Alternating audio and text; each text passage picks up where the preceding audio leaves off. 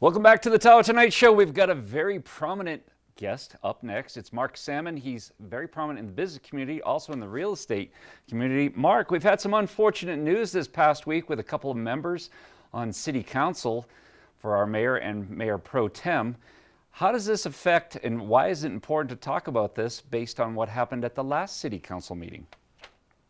Yeah, Pete, it's wild, right? Just to be dealing with this in general, let alone to see two council members back to back in the newspaper on the same day, our current mayor and mayor pro tem, and how this is going to look moving forward. But yeah, I mean, you've got not just at the last meeting, September 9th, obviously everybody knows like I'm a pro VHR guy, and we had saw some major changes put into motion by Mayor Wallace during that meeting that they ended up with a 4-1 vote, even with Cody Bass supporting that, although I think he was hesitant. And so it's not just that, there's unfinished business, right? And we're in the middle of things that are super important to a lot of people that have spent a lot of time and energy and money on this.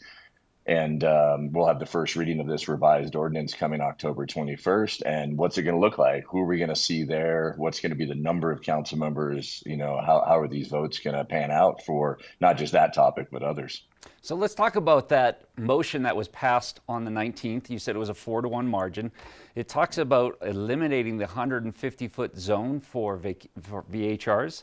How does that impact, the community and the real estate market in general?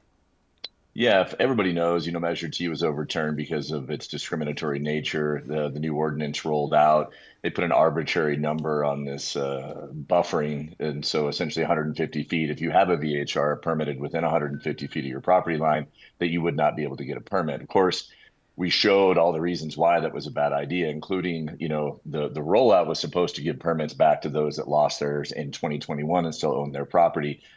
Saying, hey, we messed up. Obviously, this was proven discriminatory. You get your permit back. A lot of those people were buffered out, some, for really bad reasons. And so we presented that information. It was voted. They agreed and to overturn that. But that wasn't the only component. It was also allowing commercially zoned areas to be incorporated into the tourist core area plan. It was allowing condos and townhomes to be allowed the right to short-term rent as well. So these are all major things that, again, a lot of people have been fighting for a long time. And those are all at stake right now, waiting on this October 21st meeting.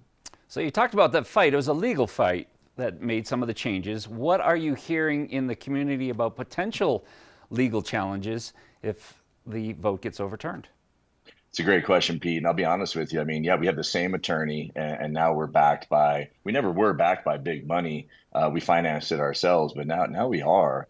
And everybody's got their finger on the trigger. Those that lost their permit, waited, all these years, 7 years of litigation. They say all excited. Yes, you were discriminated against. Yes, you're getting first right to get your permit back. Oh, now you're buffered out.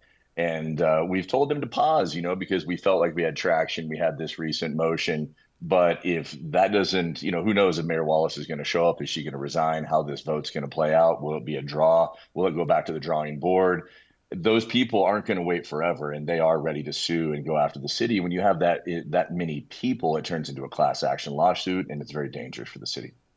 Mark, a lot of people say it's fair to say that most families are the ones that rent vacation home rentals. And if you're here to party, you're here to come to Lake Tahoe and have a good time, you go to the casino corridor. What is the data that you can share? Yeah, no, that's exactly right, Pete. It's a crack up. I mean, look, if you hate on something, you're gonna pitch all the negative things possible, that every single short-term vacation rental is a party house, and that's just not the case. It really is probably more like the 5% club, which is almost any topic in life. You're gonna have some bad actors. But I mean, let's think about this logically. Like, who are the people that want to stay at the casinos? They want to be around gambling and cigarette smoke and debauchery and all that. It's fun and it's a good environment for some, but it's not typical for families. Families, affluent families, San Francisco, Silicon Valley, those are the ones that really end up renting homes up here, looking for that neighborhood vibe and feeling Tahoe like we do as locals, having room for their dogs, their pets, their friends, etc. So it's a different group of people. It's something we should support as a tourist-based economy. I don't know why we don't. We can't just have this place to ourselves, but it's definitely a different type of clientele than the casinos and the hotels bring in. Mark, the online coverage of this is pretty toxic. I give you kudos for stepping out and presenting some of the facts. People want more information. What's a good resource? Yeah, let's have a constructive conversation. Reach out anytime. TahoeSalmon.com. You'll see my email address. Give me a call, text me 530-318-7637. Nothing to hide. I try to take a stance right in the middle. We can go back and forth and treat each other like, neighbors. That's Mark Salmon. He's with Compass Real Estate. He's also very prominent in the real estate community as well as the business community here on the South Shore. Something to look forward to for the next city council meeting coming up on October 1st.